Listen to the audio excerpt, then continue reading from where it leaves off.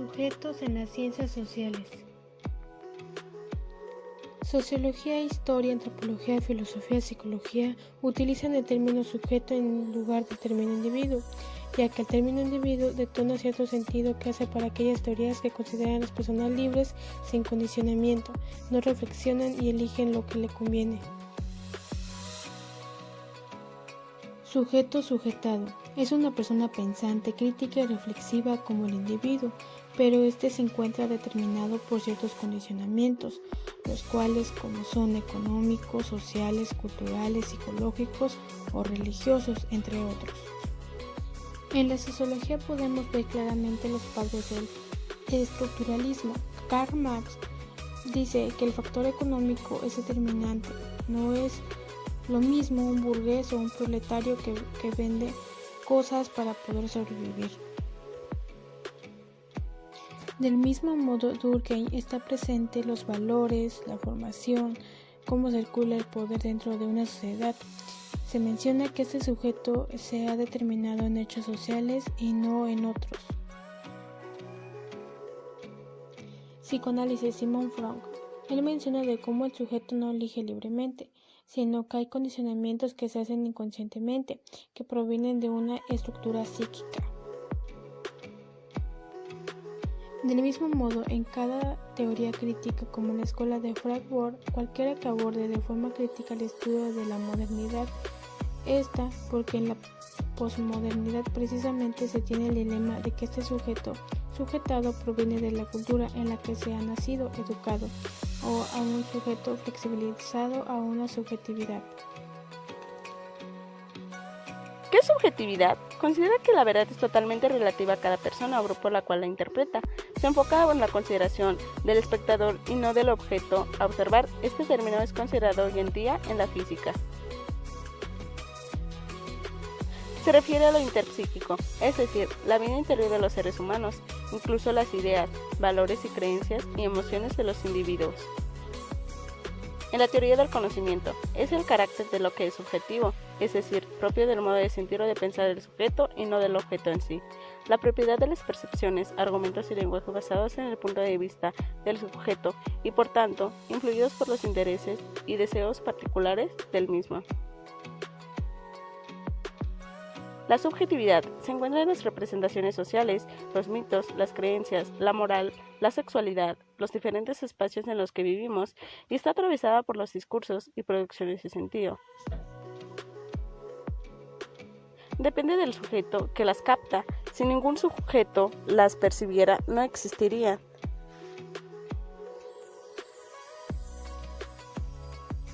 La subjetividad es la característica que tenemos los humanos de otorgarle el valor a un objeto por el interés que le tengamos.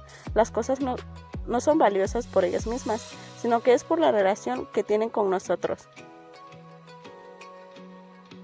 El conocimiento subjetivo es aquel que nace a partir de los contenidos propios de la mente individual de las personas.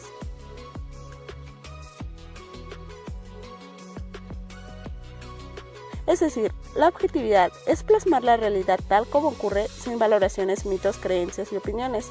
Por otra parte, la subjetividad es todo aquello que entra en acción nuestros gustos, preferencias, creencias y valores.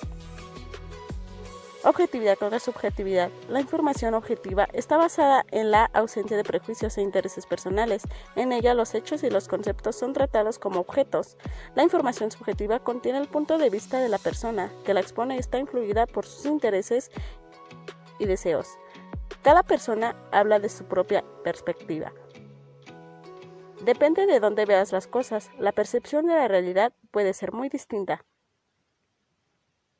La importancia de la subjetividad. La subjetividad, además de ser memoria, conciencia y cultura, es una dimensión donde se cuece y se expresa lo incierto, lo inédito. Por ello, hay que considerarla no como un lugar delimitado, sino como un continuo, un proceso dinámico que se concreta, se cristaliza en percepciones. Subjetivismo. El subjetivismo se trata de alguna opinión que nosotros damos desde nuestra forma de pensar. Conclusiones. La subjetividad se legitima en el hecho de ser una producción de sentidos subjetivos en una realidad social, dimensión presente en todos los fenómenos de la cultura, la sociedad y el hombre. La subjetividad está constituida tanto en el sujeto individual como en los diferentes espacios en que éste vive. Contexto histórico-social de las ciencias sociales. ¿Alguna vez te has preguntado qué es la ciencia? La ciencia es el conjunto de conocimientos obtenidos mediante la observación y el razonamiento. Ya lo decía Aristóteles, que el principio del conocimiento universal es demostrable, el de conocer las cosas por su causa. En este caso decía que las ciencias se dividían en teóricas, prácticas y poéticas. Entonces, ¿qué son las ciencias sociales? Las ciencias sociales son aquellas que agrupan a todas las disciplinas científicas y su objeto de estudio está vinculado con las actividades del comportamiento de los seres humanos. Algunos de los ejemplos de lo que estudian las ciencias sociales son las manifestaciones, la migración o las guerras. Una de las corrientes filosóficas que sí marcaron el desarrollo de la ciencia fue el positivismo, el cual fue una corriente teórica que va a ser ciencia social a partir del modelo de las ciencias naturales. Se caracteriza por dar una explicación causal de los hechos, el predominio del método experimental con el fin de dominar la naturaleza. El positivismo fue formulado por Auguste Comte.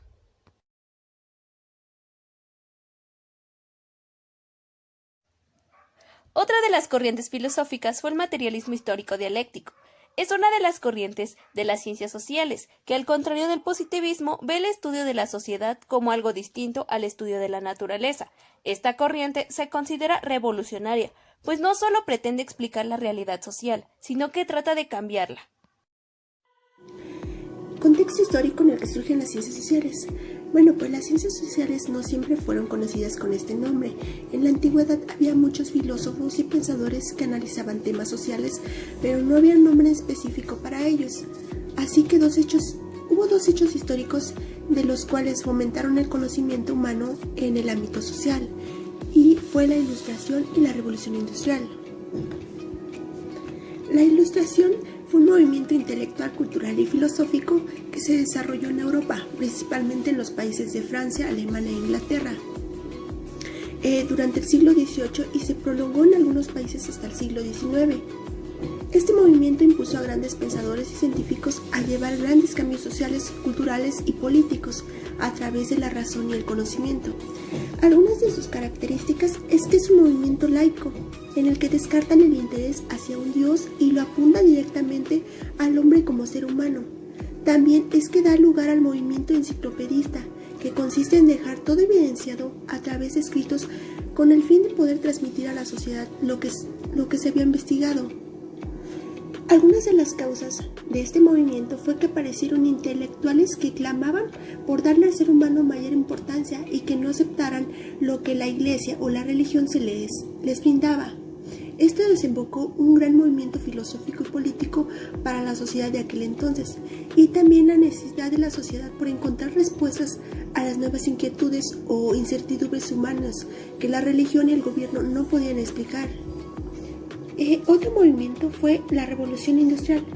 Es un periodo histórico de transformaciones tanto económicas como sociales y se desarrolla entre 1770 y 1840.